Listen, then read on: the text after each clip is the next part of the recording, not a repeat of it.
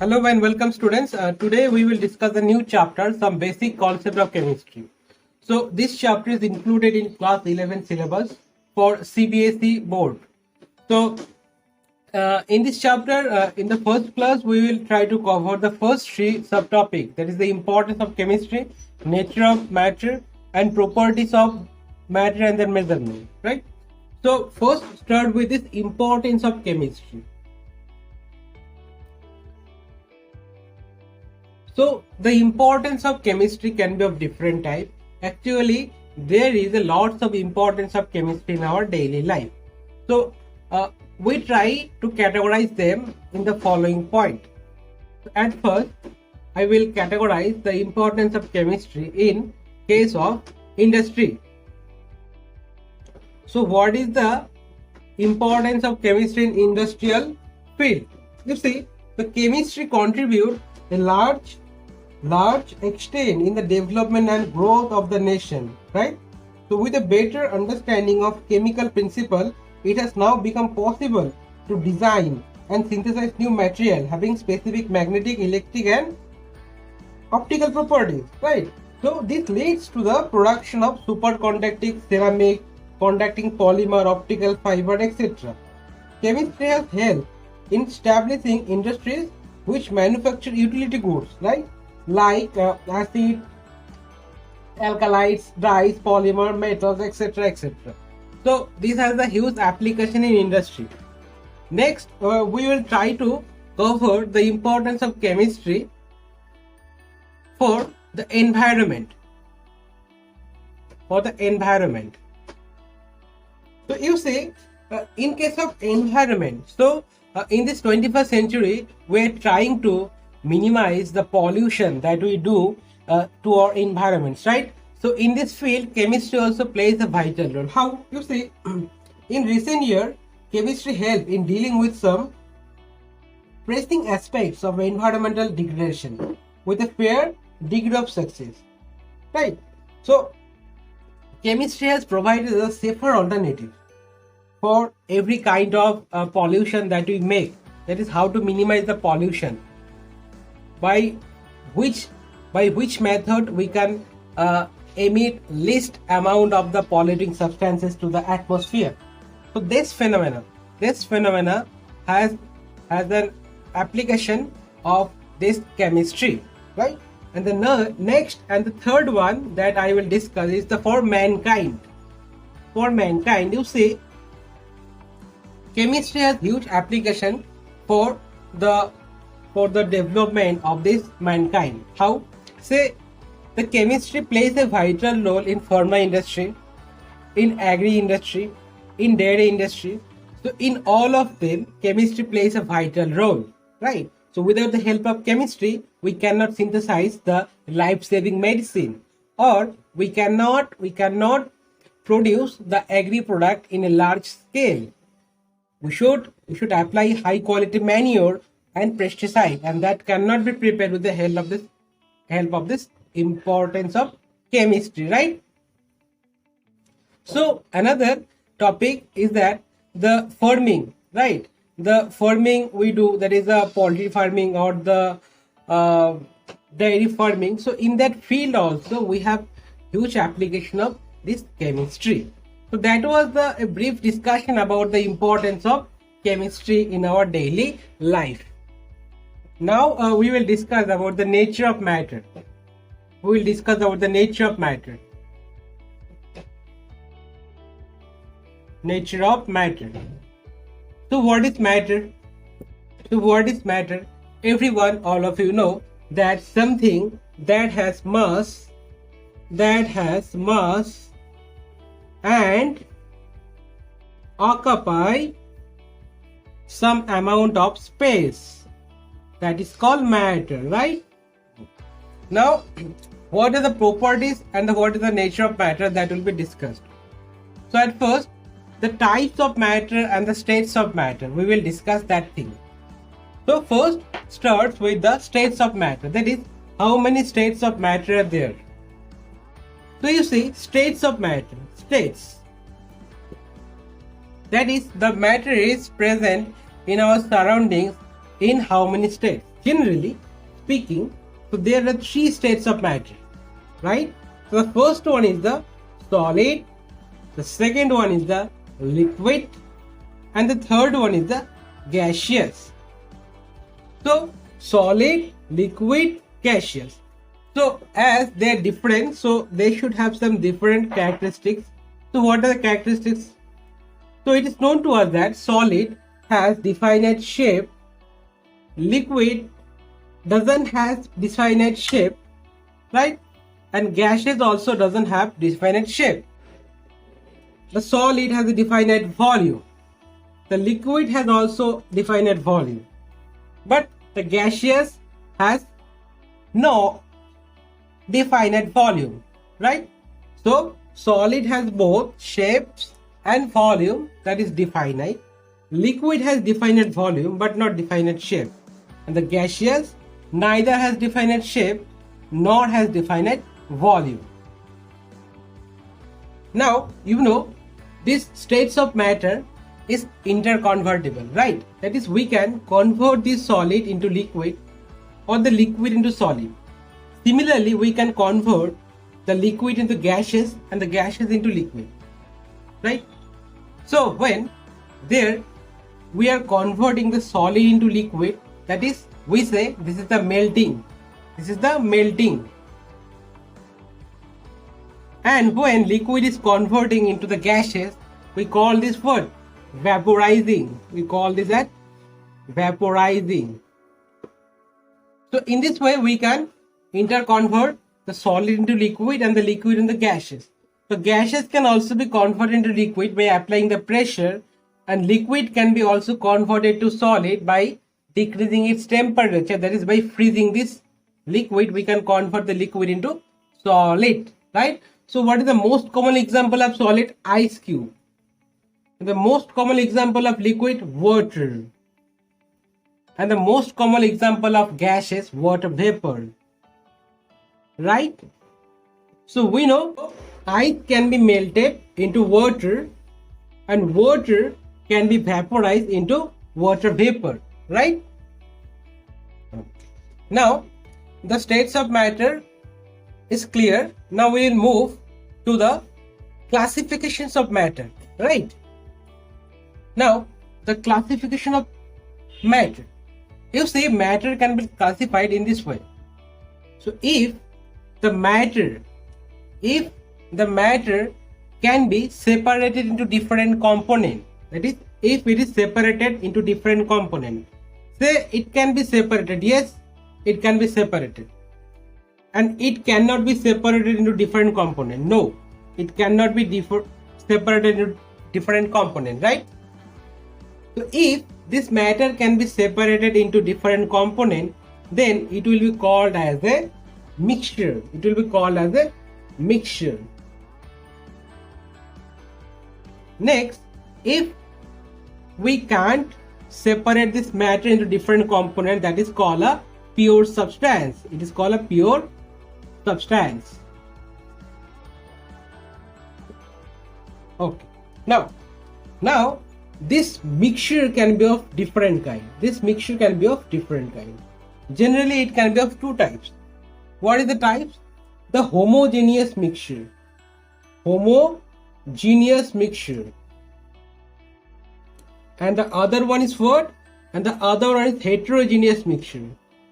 Heterogeneous mixture. So the mixture can be of different kind. Homogeneous mixture and heterogeneous mixture. So what is homogeneous mixture? So homogeneous mixture are those mixture in which the compositions are same throughout the solution. The compositions are same throughout the solution, right? And heterogeneous mixtures are what? The heterogeneous mixture are those in which the composition is not uniform throughout the solution. That is called heterogeneous mixture. Now pure substance can also be of two types, right? So the first one is what? So the first one is the element. First one is the element, and the second one is what? The second one is the compound. The second one is the compound. Okay, so what is element and what is compound? When there is only one component, like say H2, or say only oxygen, or say only iron, so that is called element. And what is compound? When there is more than one components are there, like say H2O, like say H2O. So in this H2O, there is hydrogen and oxygen. So that is called a compound, right? Now you see, I have shown you two examples, H2O and CO2. H2O means what? Water, and CO2 means what? Carbon dioxide. So in this H2O, there is two elements. That is, one element is hydrogen and the other element is what? Oxygen. So element 1, say element 1 is hydrogen and the other element is what? Oxygen. So there are two types of element present here. So if in any system there is two types of elements are present, two or more than two types of elements are present, then it will be called a compound. Similarly, CO2 is also a compound. See, in this case there is one oxygen and another oxygen. There is one type of element oxygen and the other type of element is what? Carbon. So there is more than one type of element. So that will be also called a what? Compound, right? Okay, now this element can also be termed as atoms, right? So this is the oxygen atom, this is the oxygen atom, and this is the carbon atom, right? So there is more than one atom. So there is more than one atom, then it is termed as the molecule. Right? Now see, so H2O is a molecule and CO2 is also a molecule. Clear? Now we will discuss about the properties of matter and their measurement. So we will discuss properties of matter and their measurement. Properties of matter and their measurement. Right? Okay. So you see, there are two types of properties of matter. The first one is the physical property and the second one is the chemical property. So the first one is the physical and chemical. So what is physical property? So you see, physical properties are those properties which can be measured or observed without changing the identity or the composition of the substance, right? And what is chemical property?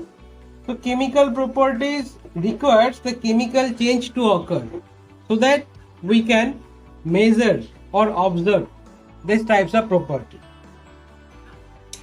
So there are two types of property, physical and chemical. Okay. Now what is the example of these types of property? What is the example? What is the example of such property? You see, the example of chemical properties are say acidity, basicity, right? So these things are the examples of chemical properties. Now physical. So what will be the example of this physical property? Now this physical property may be say length, volume, mass. So these are the physical properties.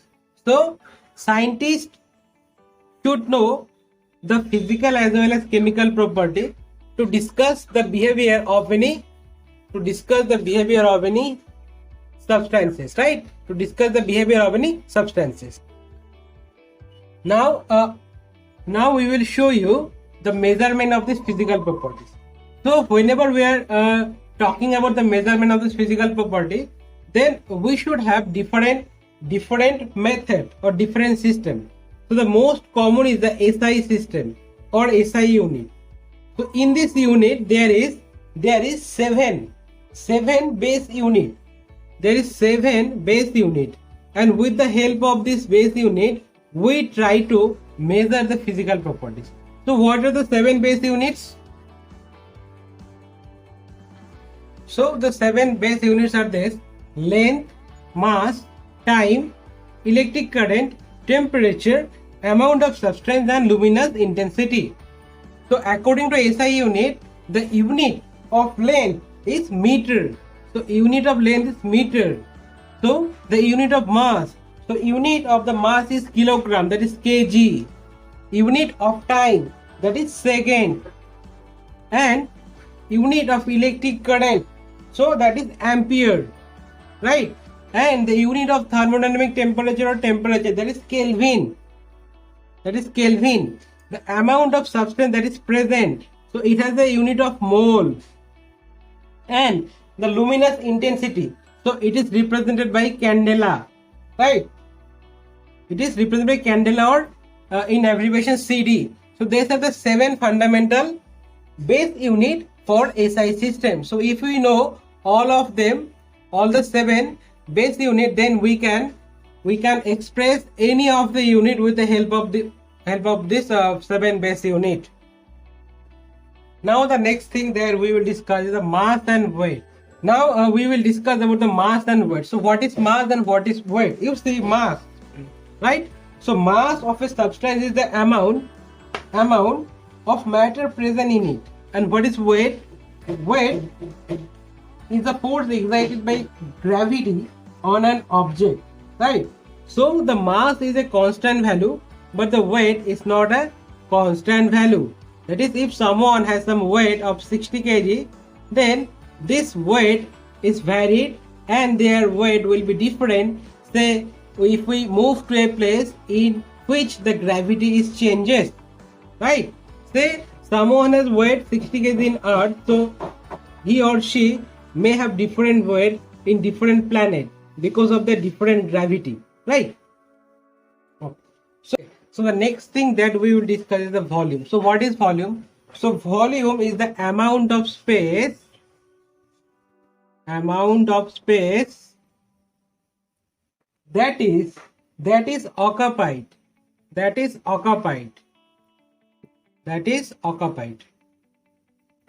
So this is called the volume. This is called the volume of any substance, right? So what is the unit of this volume? So the unit of this volume is generally in SI, that is meter cube. In SI, okay. And also the unit of the volume may be liter, right? It also be in liter. This liter is widely used unit for the volume. Next we have another thing that is called density. Now we will discuss about the density. So what is density? Density generally represented by mass by volume. Mass by volume, right? So density, that is D equals to mass by volume. So how to define the density? Say if this volume B equals to 1, then D equals to mass, that is the mass of any substance for unit volume will be its density, right? And the density has a unit, and the density has a unit of what? So in SI, the unit of density will be kg per meter cube. Kg per meter cube. Kg is the unit for mass and the meter cube is the unit for volume. Now we will discuss about the temperature.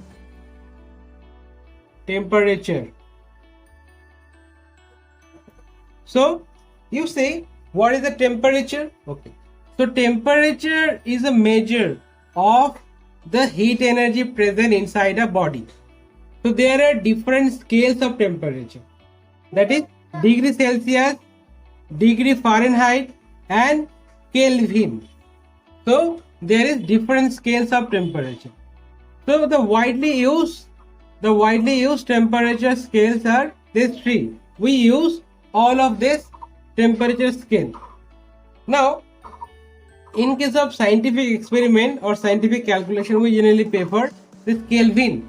and that is the temperature in SI unit, right? That is the temperature in SI unit. Now there is a relation. There is a relation between degree Celsius and Fahrenheit, and the relation between degree Fahrenheit to Kelvin. So we will see the relations among this different types of scales. Here is the true relation between the degree Fahrenheit and degree Celsius and Kelvin and degree Celsius. So in this way, if we know the value of degree Celsius, we can find the value for degree Fahrenheit, and if we know the value for degree Celsius, we can also find out the values for Kelvin. So this is the relation by which we can interconvert the various types of degrees into their into other forms of units of temperature. So in this way, we have covered all the three subtopics, that is the importance of chemistry, nature of matter, and properties of matter and their measurement. So in the next class, we will cover the next subtopics of the unit 1, class 11, some basic concept of chemistry. So to understand about the next subtopic, please watch my second video, that is some basic concept of chemistry part 2. So thank you all for watching the videos.